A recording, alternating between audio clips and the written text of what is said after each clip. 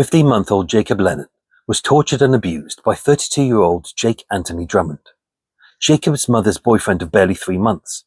And worst of all, Jacob's own mother, Louise, had let this torture and abuse happen in their own flat on Woking Road in Roehampton.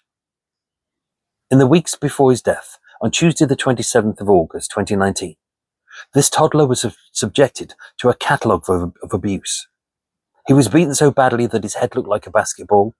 His face was so puffy and bruised, it was said he looked like a panda. He had hair missing from his head, leaving burn marks having been burned off with Veet hair removal cream. He had 2 significant injuries to his penis, caused by extreme pinching and biting by his abuser, and a 3-inch plastic knife in the shape of Mr. Potato Head had been inserted into his scrotum.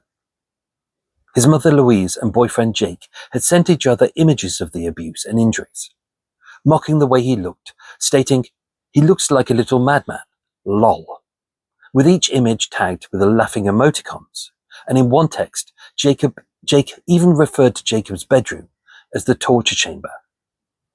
On the night of his murder, high on skunk and cocaine, Jake beat the child and slammed it into the floor so badly the pathologist said his injuries were the equivalent of him being thrown from a first-floor window or being hit by a car at speed.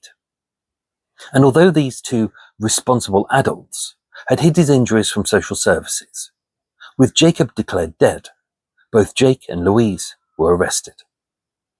Louise Lennon was found guilty of child cruelty and allowing her child's death, and Jake Drummond was found guilty of GBH with intent and murder, and sentenced to a minimum of 32 years in prison.